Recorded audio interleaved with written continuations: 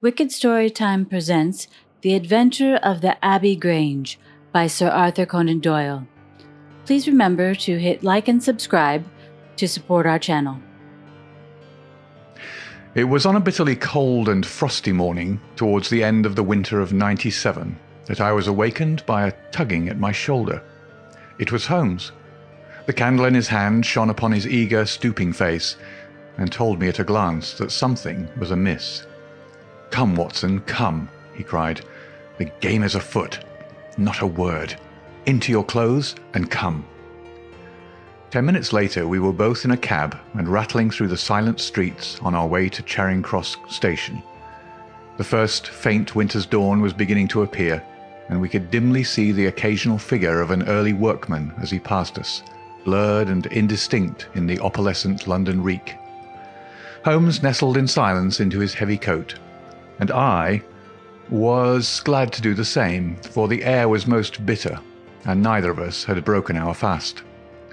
It was not until we had consumed some hot tea at the station and taken our places in the Kentish train that we were sufficiently thawed, he to speak and I to listen. Holmes drew a note from his pocket and read aloud. "Abbey Grange, Marsham, Kent, 3:30 a.m. My dear Mr. Holmes, I should be very glad of your immediate assistance in what promises to be a most remarkable case. It is something quite in your line. Except for releasing the lady, I will see that everything is kept exactly as I have found it. But I beg you not to lose an instant, as it is difficult to leave Sir Eustace here. Yours faithfully, Stanley Hopkins." "Hopkins has called me in 7 times, and on each occasion his summons has been entirely justified," said Holmes. "I fancy that every one of his cases has found its way into your collection, and I must admit, Watson, that you have some power of selection which atones for much of which I deplore in your narratives. Your fatal habit of looking at everything from the point of view of a story instead of as a scientific exercise has ruined what might have been an instructive and even classical series of demonstrations. You slur over work of the utmost finesse and delicacy in order to dwell upon sensational details which may excite but cannot possibly instruct the reader." "Why do you not write them yourself?" I said with some bitterness. "I will, my dear Watson, I will. At present I am, as you know, fairly busy, but I propose to devote my declining years to the composition of a textbook which shall focus the whole art of detection into one volume. Our present research appears to be a case of murder." "You think this Sir Eustace is dead, then?"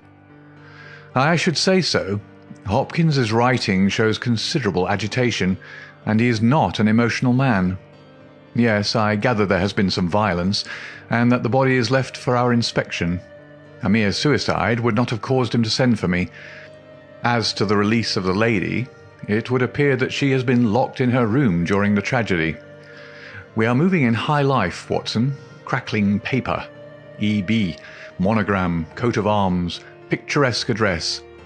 I think that friend Hopkins will live up to his reputation, and that we shall have an interesting morning. The crime was committed before 12 last night." "How can you possibly tell?" "By an inspection of the trains, and by reckoning the time. The local police had to be called in. They had to communicate with Scotland Yard. Hopkins had to go out, and he in turn had to send for me. All that makes a fair night's work. Well, here we are at Chislehurst Station, and we shall soon set our doubts at rest." A drive of a couple of miles through narrow country lanes brought us to a park gate, which was opened for us by an old lodge-keeper whose haggard face bore the reflection of some great disaster. The avenue ran through a noble park, between lines of ancient elms, and ended in a low, widespread house, pillared in front after the fashion of Palladio. The central part was evidently of a great age, and shrouded in ivy, but the large windows showed that modern changes had been carried out, and one wing of the house appeared to be entirely new. The youthful figure and alert, eager face of Inspector Stanley Hopkins confronted us in the open doorway. "I'm very glad you've come, Mr. Holmes, and you too, Dr. Watson. But indeed, if I'd my time over again, I should not have troubled you, for since the lady's come to herself, She has given so clear an account of the affair that there's not much left for us to do. You remember that Lewisham gang of burglars? What, the 3 Randalls? Exactly, the father and 2 sons. It's their work. I've no doubt of it. They did a job at Sydenham a fortnight ago and were seen and described. Rather cool to do another so soon and so near. But it is they, beyond all doubt. It's a hanging matter this time. Sir Eustace is dead, then? Yes, his head was knocked in with his own poker. Sir Eustace Brackenstall, the driver tells me. Exactly. One of the richest men in Kent. Lady Brackenstall is in the morning room. Poor lady. She has had a most dreadful experience. She seemed half dead when I first saw her. I think you'd best see her and hear her account of the facts. Then we'll examine the dining room together. Lady Brackenstall was no ordinary person. Seldom have I seen so graceful a figure, so womanly a presence, and so beautiful a face.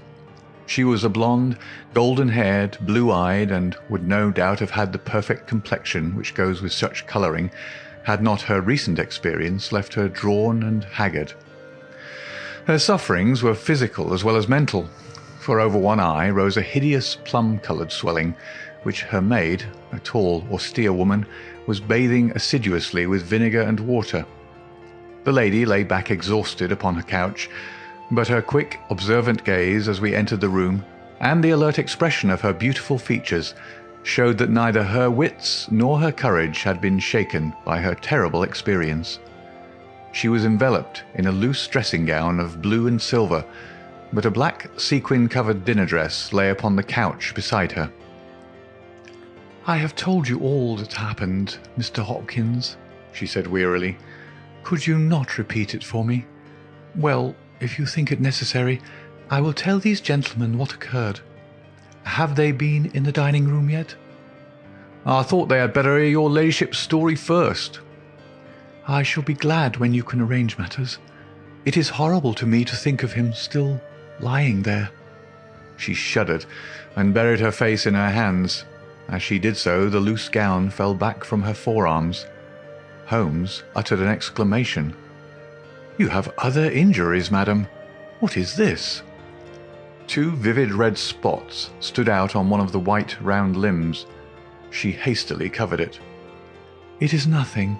It has no connection with this hideous business tonight. If you and your friend will sit down, I will tell you all I can. I am the wife of Sir Eustace Brackenstall. I have been married about a year. I suppose that it is no use my attempting to conceal that our marriage has not been a happy one. I fear that all our neighbours would tell you that, even if I were to attempt to deny it. Perhaps the fault may be partly mine. I was brought up in the freer, less conventional atmosphere of South Australia, and this English life, with its proprieties and its primness, is not congenial to me. But the main reason lies in the one fact which is notorious to everyone, and that is that Sir Eustace was a confirmed drunkard. To be with such a man for an hour is unpleasant. Can you imagine what it means for a sensitive and high-spirited woman to be tied to him for day and night? It is a sacrilege, a crime, a villainy to hold that such a marriage is binding. I say that these monstrous laws of yours will bring a curse upon the land. God will not let such wickedness endure." For an instant she sat up, her cheeks flushed and her eyes blazing from under the terrible mark upon her brow. Then she strong, soothing hand of the austere maid drew her head down onto the cushion, and the wild anger died away into passionate sobbing. At last she continued, "I will tell you about last night. You are aware, perhaps, that in this house all the servants sleep in the modern wing. This central block is made up of the dwelling rooms, with the kitchen behind and our bedroom above. My maid, Teresa, sleeps above my room. There is no one else, and no sound could alarm those who are in the farther wing. This must have been well known to the robbers, or they would not have acted as they did. Sir Eustace retired about 10:30.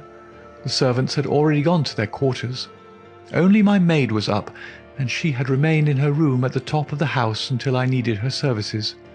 I sat until after 11 in this room, absorbed in a book. Then I walked round to see that all was right before I went upstairs. It was my custom to do this myself, for, as I have explained, Sir Eustace was not always to be trusted. I went into the kitchen, the butler's pantry, the gun-room, the billiard-room, the drawing-room, and finally the dining-room. As I approached the window, which is covered with thick curtains, I suddenly felt the wind blow upon my face, and realized that it was open. I flung the curtain aside, and found myself face to face with a broad-shouldered elderly man who had just stepped into the room. The window is a long French one which really forms a door leading to the lawn. I held my bedroom candle lit in my hand, and by its light, behind the first man, I saw two others who were in the act of entering. I stepped back, but the fellow was on me in an instant. He caught me first by the wrist and then by the throat. I opened my mouth to scream, but he struck me a savage blow with his fist over the eye and felled me to the ground. I must have been unconscious for a few minutes, for when I came to myself, I found that they had torn down the bell rope and had secured me tightly to the oaken chair which stands at the head of the dining-room table. I was so firmly bound that I could not move, and a handkerchief round my mouth prevented me from uttering a sound. It was at this instant that my unfortunate husband entered the room. He had evidently heard some suspicious sounds, and he came prepared for such a scene as he found. He was dressed in nightshirt and trousers, with his favourite blackthorn cudgel in his hand. He rushed at the burglars, but another, it was an elderly man, stooped, picked the poker out of the grate, and struck him a horrible blow as he passed. He fell with a groan, and never moved again. I fainted once more, but again it could only have been for a very few minutes, during which I was insensible. When I opened my eyes, I found that they had collected the silver from the sideboard, and they had drawn a bottle of wine which stood there. Each of them had a glass in his hand. I have already told you, have I not, that one was elderly, with a beard, and the others young, hairless lads. They might have been a father with his two sons. They talked together in whispers. Then they came over and made sure that I was securely bound. Finally they withdrew, closing the window after them. It was quite a quarter of an hour before I got my mouth free. When I did so, my screams brought the maid to my assistance. The other servants were soon alarmed, and we sent for the local police, who instantly communicated with London. That is really all that I can tell you, gentlemen, and I trust that it will not be necessary for me to go over so painful a story again. "Any questions, Mr. Holmes?" asked Hopkins. "I will not impose any further tax upon Lady Brackenstall's patience and time," said Holmes. "Before I go into the dining-room, I should like to hear your experience." He looked at the maid. "I saw the man before ever they came into the house," said she. "As I sat by my bedroom window, I saw 3 men in the moonlight down by the lodge gate yonder, but I thought nothing of it at the time. It was more than an hour after that I heard my mistress scream, and down I ran to find her, poor lamb, just as she says, and him on the floor with his blood and brains over the room. It was enough to drive a woman out of her wits, tied there, and her very dress spotted with him. She never wanted courage, did Miss Mary Fraser of Adelaide, and Lady Brackenstall of Abbey Grange hasn't learned new ways. You've questioned her long enough, you gentlemen, and now she's coming to her own room, just with her old Teresa, to get the rest that she badly needs." With a motherly tenderness, the gaunt woman put her arm round her mistress and led her from the room. "She's been with her all her life," said Hopkins. "Nursed her as a baby and came with her to England when they first left Australia 18 months ago. Teresa Wright is her name, and the kind of maid you don't pick up nowadays. This way, Mr. Holmes, if you please." The keen interest had passed out of Holmes's expressive face, and I knew that with the mystery all the charm of the case had departed. There still remained an arrest to be effected, but what were these commonplace rogues that he should soil his hands with them? An abstruse and learned specialist, who finds that he has been called in for a case of measles, would experience something of the annoyance which I read in my friend's eyes. Yet the scene in the dining-room of the Abbey Grange was sufficiently strange to arrest his attention and to recall his waning interest. It was a very large and high chamber with carved oak ceiling, oaken panelling, and a fine array of deer's heads and ancient weapons around the walls. At the further end from the door was the high French window of which we had heard. 3 smaller windows on the right-hand side filled the apartment with cold winter sunshine. On the left was a large, deep fireplace with a massive overhanging oak mantelpiece. Beside the fireplace was a heavy oaken chair with arms and crossbars at the bottom.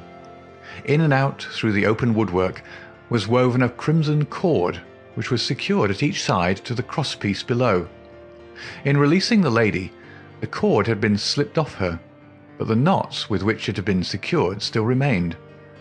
These details only struck our attention afterwards, for our thoughts were entirely absorbed by the terrible object which lay upon the tiger-skin hearthrug in front of the fire.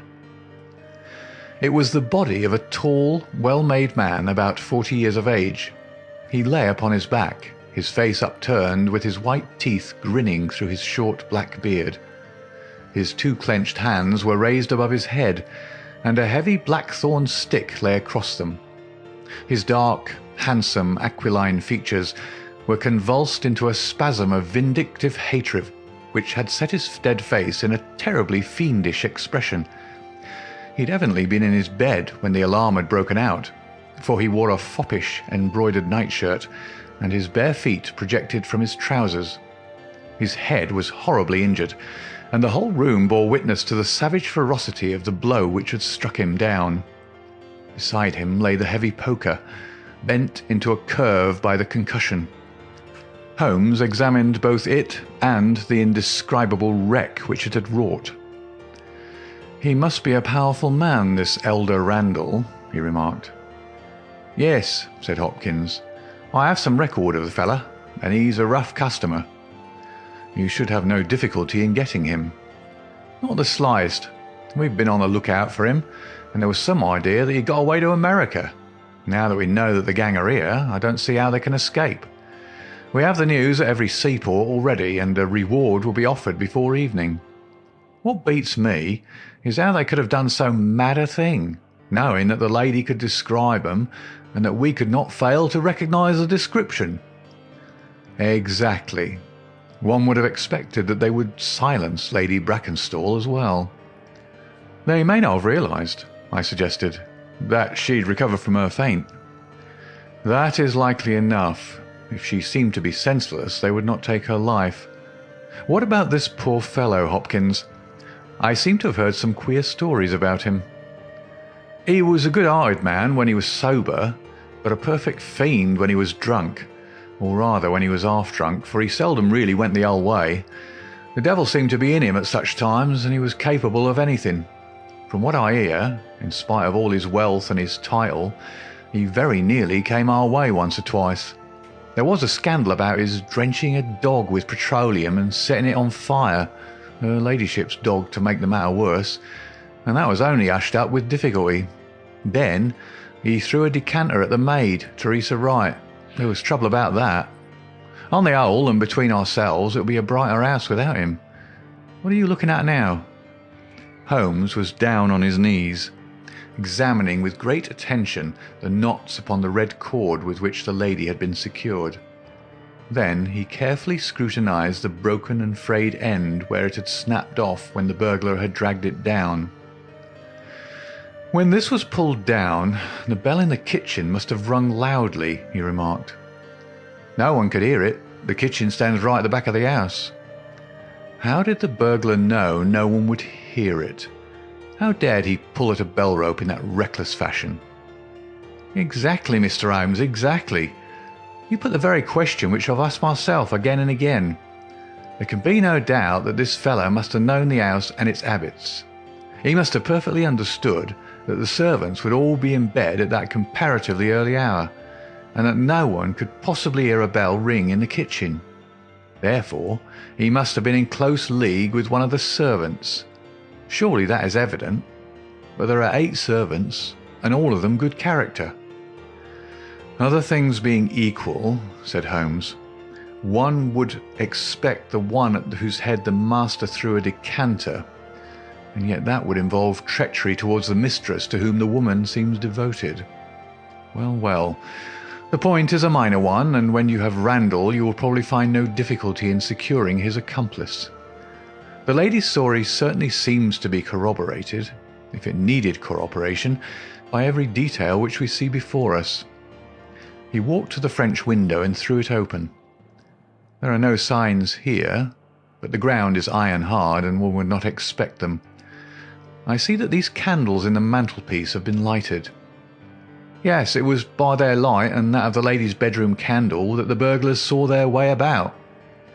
And what did they take? Well, they didn't take much, only half a dozen articles of plate off the sideboard. Lady Brackenstall thinks that they were themselves so disturbed by the death of Sir Eustace they didn't ransack the house as they would otherwise have done. No doubt that is true, and yet they drank some wine, I understand, to steady their nerves. Exactly. These 3 glasses upon the sideboard have been untouched, I suppose. Yes, and the bottle stands as I left it. Let us look at it. Hello? Hello? What is this? The 3 glasses were grouped together, all of them tinged with wine, and one of them containing some dregs of beeswing. The bottle stood near them, 2/3 full, and beside it lay a long, deeply stained cork. Its appearance and the dust upon the bottle showed that it was no common vintage which the murderers had enjoyed. A change had come over Holmes's manner. He had lost his listless expression, and again I saw an alert light of interest in his keen, deep-set eyes. He raised the cork and examined it minutely. "How did they draw it?" he asked. Hopkins pointed to a half-opened drawer. In it lay some table linen and a large corkscrew. "Did Lady Brackenstall say that screw was used?" "No, you remember that she was senseless at the moment when the bottle was opened." "Quite so. As a matter of fact, that screw was not used. This bottle was opened by a pocket screw, probably contained in a knife and not more than 1.5 inches long. If you'll examine the top of the cork, you will observe that the screw was driven in 3 times before the cork was extracted. It has never been transfixed. This long screw would have transfixed it and drawn it up with a single pull. When you catch this fellow, you will find that he has one of these multiplex knives in his possession." "Excellent," said Hopkins. "But these glasses do puzzle me, I confess. Lady Brackenstall actually saw the 3 men drinking, did she not?" "Yes, she was clear about that." "Then there is an end of it. What more is to be said? And yet you must admit that the 3 glasses are very remarkable, Hopkins." "What? You see nothing remarkable?" "Well, well, let it pass.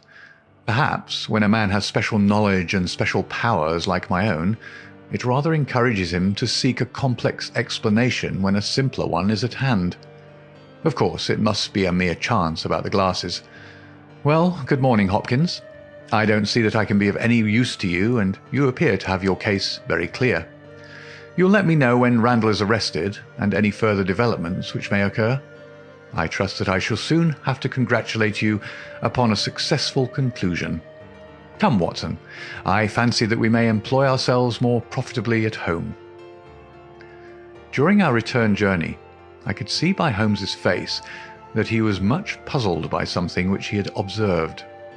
Every now and then, by an effort, he would throw off the impression and talk as if the matter were clear, but then his doubts would settle down upon him again, and his knitted brows and abstracted eyes would show that his thoughts had gone back once more to the great dining room of the Abbey Grange, in which this midnight tragedy had been enacted. At last, by a sudden impulse, just as our train was crawling out of a suburban station, he sprang onto the platform and pulled me out after him. "Excuse me, my dear fellow," said he as we watched the rear carriages of our train disappearing round a curve. "I am sorry to make you the victim of what may seem a mere whim, But on my life, Watson, I simply can't leave that case in this condition.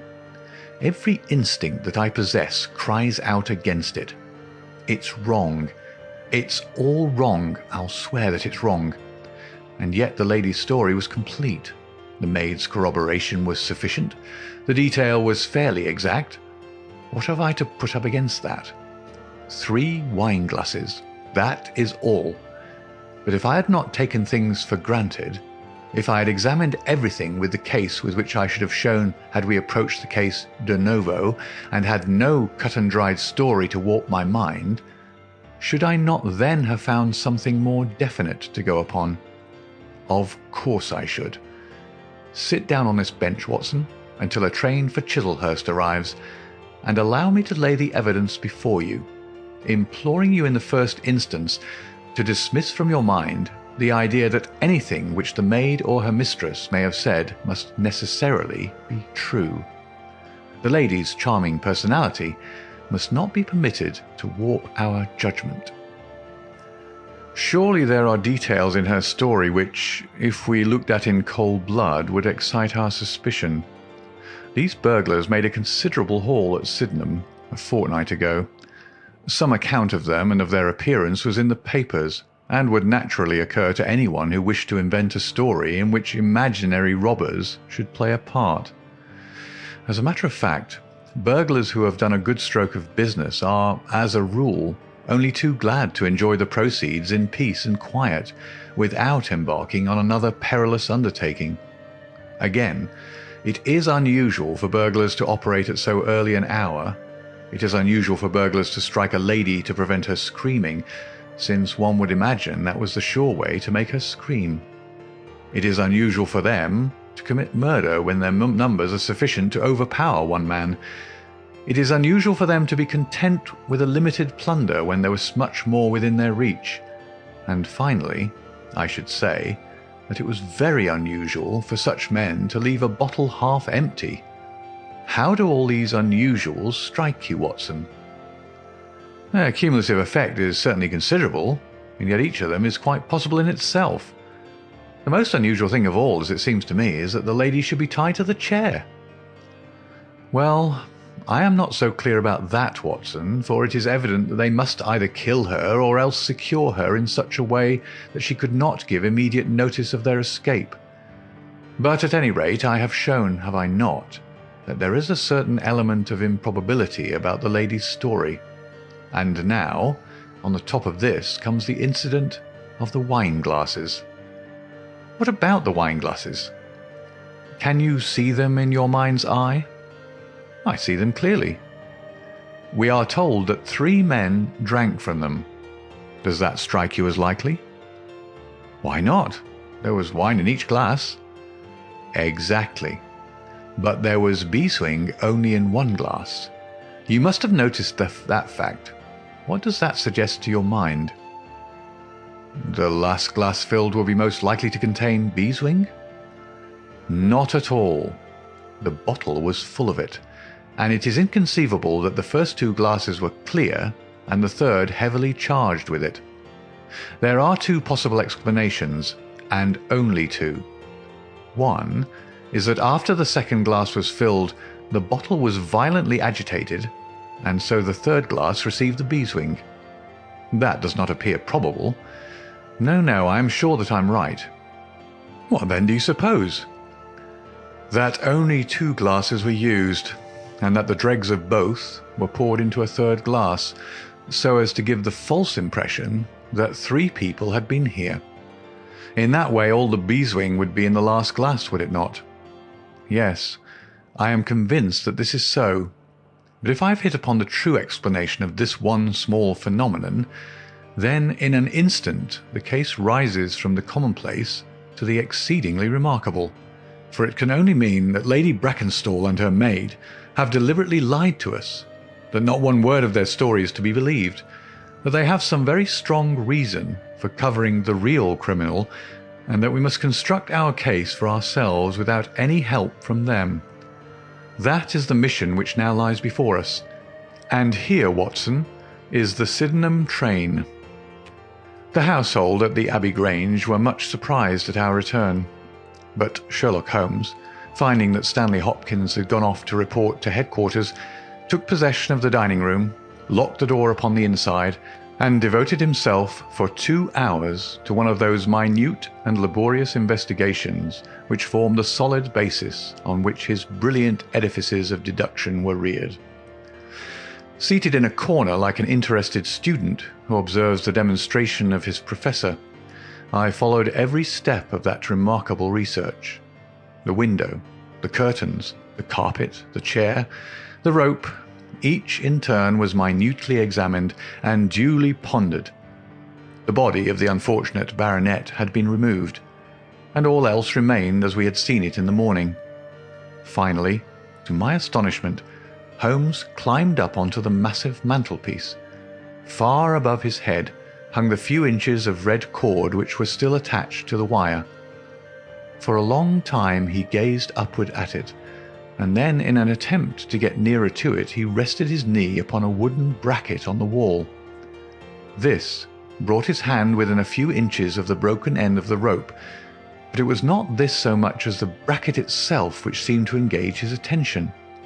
Finally, he sprang down with an ejaculation of satisfaction. "It's all right, Watson," said he. "We have got our case, one of the most remarkable in our collection.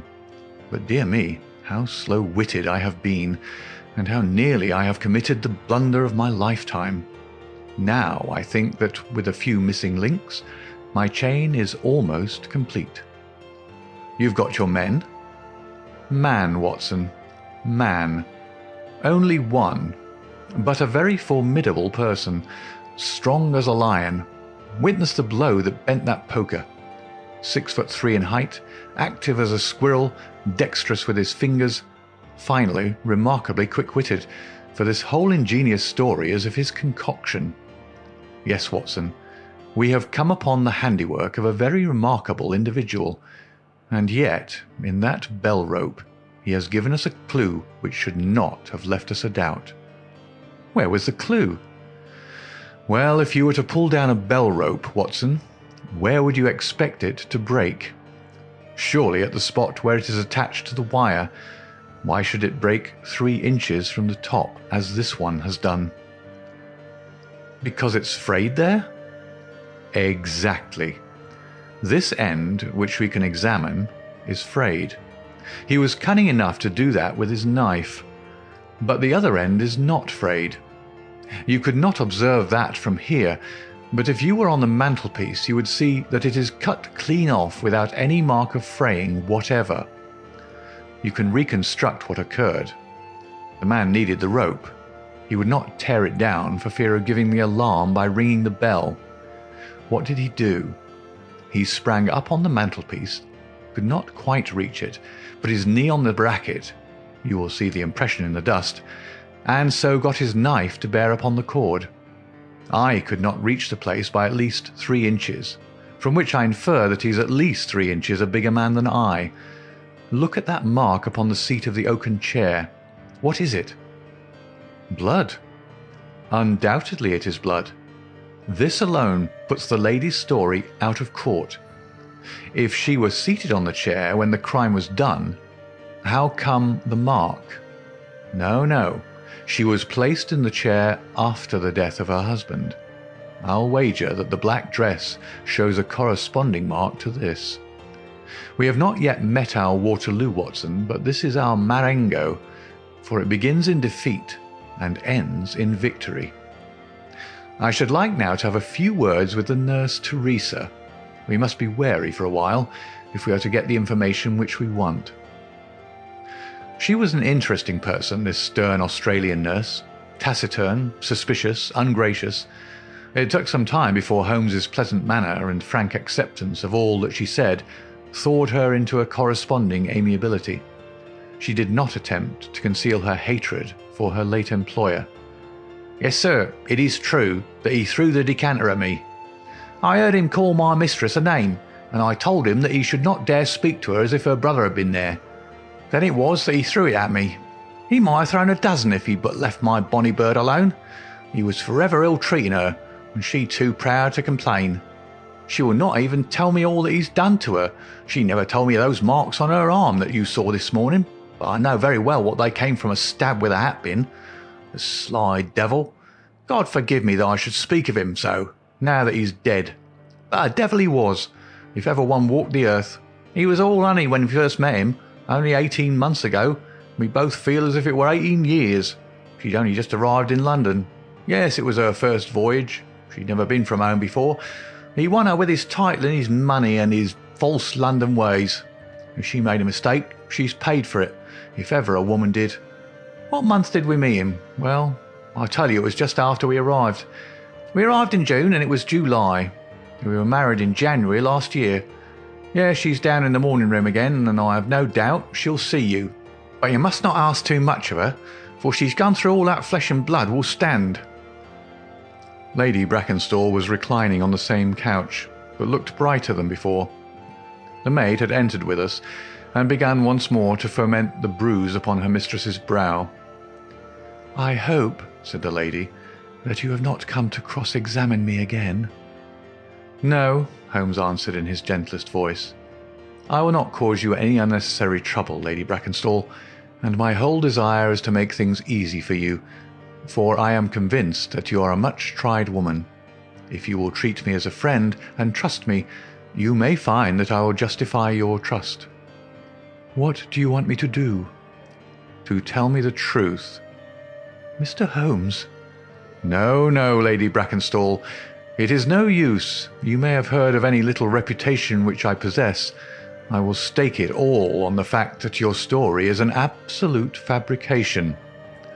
Mistress and maid were both staring at Holmes with pale faces and frightened eyes. "You are an impudent fellow," cried Teresa. "Do you mean to say that my mistress has told a lie?" Holmes rose from his chair. "Have you nothing to tell me?" "I have told you everything." "Think once more, Lady Brackenstall. Would it not be better to be frank?" For an instant there was hesitation in her beautiful face. Then some new strong thought caused it to set like a mask. "I have told you all I know." Holmes took his hat and shrugged his shoulders. "I am very sorry," he said, and without another word we left the room and the house. There was a pond in the park, and to this my friend led the way. It was frozen over, but a single hole was left for the convenience of a solitary swan. Holmes gazed at it, and then passed on to the lodge gate. There he scribbled a short note for Stanley Hopkins, and left it with the lodge keeper. "It may be a hit or it may be a miss, but we are bound to do something for friend Hopkins, just to justify this second visit," said he. "I will not quite take him into my confidence yet.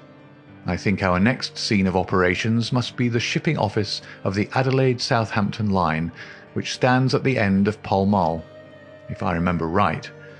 There is a second line of steamers which connect South Australia with England, but we will draw the larger cover first." Holmes's card sent in to the manager ensured instant attention, and he was not long in acquiring all the information he needed. In June of '95, only one of their line had reached a home port. It was the Rock of Gibraltar, their largest and best boat. A reference to the passenger list showed that Miss Fraser of Adelaide, with her maid, had made the voyage in her. The boat was now somewhere south of the Suez Canal on her way to Australia. Her officers were the same as in '95, with one exception. The first officer, Mr. Jack Crocker, had been made a captain and was to take charge of their new ship, the Bass Rock, sailing in 2 days' time from Southampton. He lived at Sydenham, but he was likely to be in that morning for instructions if we cared to wait for him. No, Mr. Holmes had no desire to see him, but would be glad to know more about his record and character.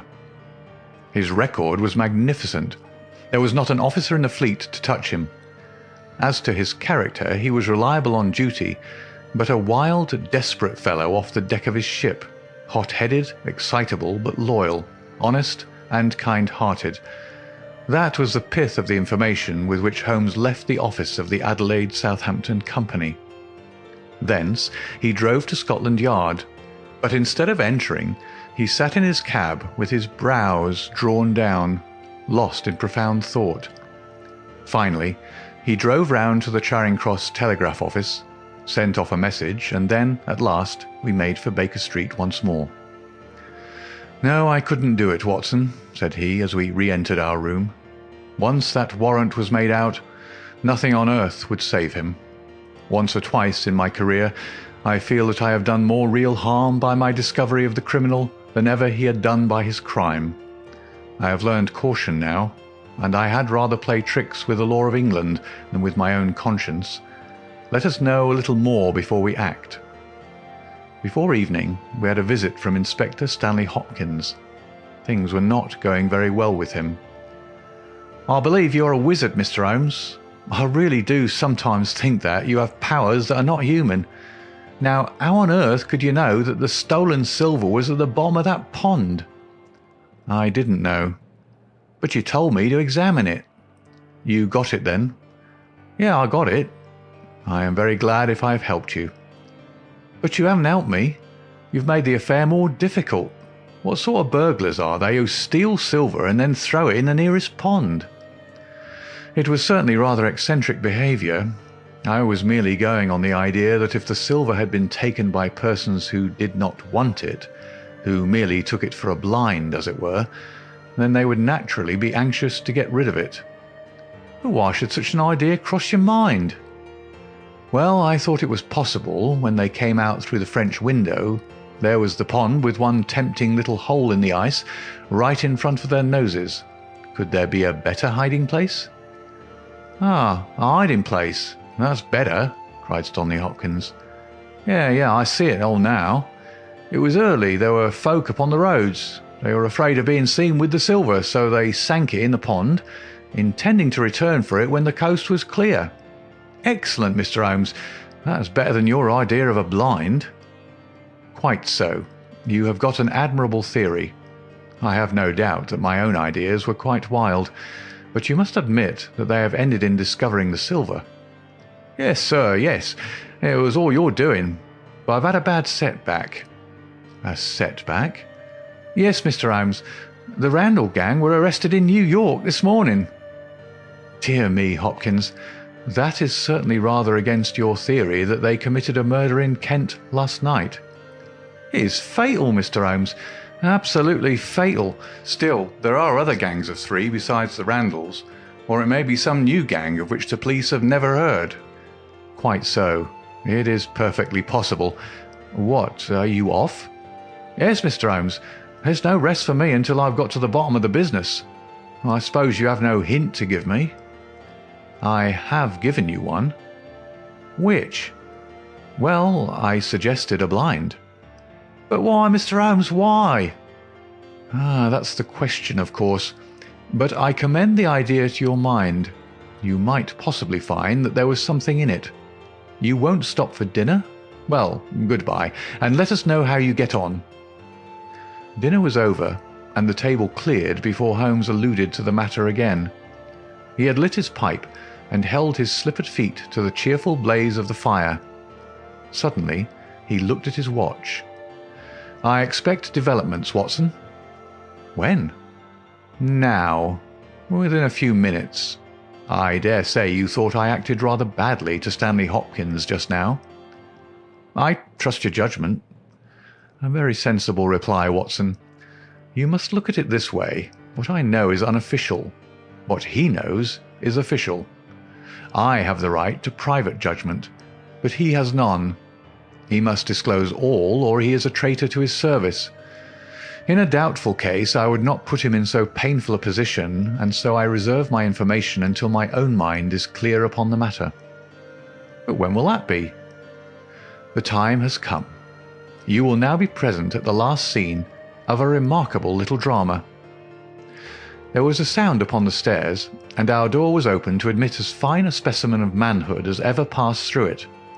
He was a very tall young man, golden-moustached, blue-eyed, with a skin which had been burned by tropical suns, and a springy step which showed that the huge frame was as active as it was strong. He closed the door behind him, and then he stood with clenched hands and heaving breast, choking down some overmastering emotion. "Sit down, Captain Crocker. You got my telegram?" "I got your telegram, and I came at the hour you said. I heard you had been down to the office. There's no getting away from you. Let's hear the worst. What are you going to do with me? Arrest me? Speak out, man. You can't sit there and play with me like a cat with a mouse." "Give him a cigar," said Holmes. "Bite on that, Captain Crocker, and don't let your nerves run away with you. I should not sit here smoking with you if I thought that you were a common criminal. You may be sure of that. Be frank with me and we may do some good. Play tricks with me and I'll crush you. What do you wish me to do?" "To give me a true account of all that happened at the Abbey Grange last night. A true account, mind you, with nothing added and nothing taken off. I know so much already that if you go 1 inch off the straight, I'll blow this police whistle from my window, and the affair goes out of my hands forever." The sailor thought for a little. Then he struck his leg with his great sunburned hand. "I'll chance it," he cried. "I'll believe you, are a man of your word and a white man, and I'll tell you the whole story. But one thing I will say first. As far as I'm concerned, I regret nothing, and I fear nothing, and I'd do it all again and be proud of the job. Damn the beast, if he had as many lives as a cat, he'd owe them all to me. But it's the lady Mary Fraser, for never will I call her by that accursed name, when I think of getting her into trouble. I would give my life just to bring one more smile to her dear face. It's that turns my soul into water, and yet, what less could I do? I'll tell you my story, gentlemen, and then I'll ask you as man to man, what less could I do? I must go back a bit. You seem to know everything, so I expect that you know that I met her when she was a passenger and I was first officer of the Rock of Gibraltar. From the first day I met her, she was the only woman to me. Every day of that voyage I loved her more, and many a time since have I keeled down in the darkness of the night watch and kissed the deck of that ship because I knew her dear feet had trod on it. She was never engaged to me. She treated me as fairly as ever a woman treated a man. I've no complaint to make. It was all love on my side and all good comradeship and the friendship on hers. When we parted, she was free woman. I could never again be a free man. Next time I came back from sea, I heard of her marriage. Well, why shouldn't she marry whom she liked? Title and money, who could carry them better than she? She was born for all that is beautiful and dainty. I didn't grieve over her marriage. I was not such a selfish hound as that. I just rejoiced that good luck had come her way and that she had not thrown herself away on a penniless sailor. That's how I loved Mary Fraser. Well, I never thought to see her again. The last voyage I was promoted. The new boat was yet launched, so I had to wait for a couple of months with my people at Sydenham. One day out in a country lane I met Teresa Wright, her old maid. She told me all about her, all about him, about everything. I tell you, gentlemen, it nearly drove me mad. This drunken hound, that he should dare to raise his hand to her, whose boots he was not worthy to lick. I met Teresa again. Then I met Mary herself and met her again. Then she would meet me no more, but the other day I had a notice that I was to start on my voyage within a week, and I determined that I would see her once before I left. Teresa was always my friend, for she loved Mary and hated this villain almost as much as I did. From her I learned the ways of the house. Mary used to sit up reading in her own little room downstairs. I crept round there last night and scratched at the window. At first she would not open to me, but in her heart I know that now she loves me and she could not leave me in the frosty night. She whispered to me to come round to the big front window, and I found it open before me, so as to let me into the dining room. Again I heard from her own lips things that made my blood boil, and again I cursed this brute who mishandled the woman I loved. Well, gentlemen, I was standing with her just inside the window, in all innocence as God is my judge, when he rushed like a madman into the room, called her the vilest name that a man could use to a woman, and welted her across the face with the stick he had in his hand. I had sprung for the poker, and it was a fair fight between us. See here on my arm, where his first blow fell? Then it was my turn, and I went through him as if he'd been a rotten pumpkin. Do you think I was sorry? Not I. It was his life or mine. But far more than that, it was his life or hers. For how could I leave her in the power of this madman? That was how I killed him. Was I wrong?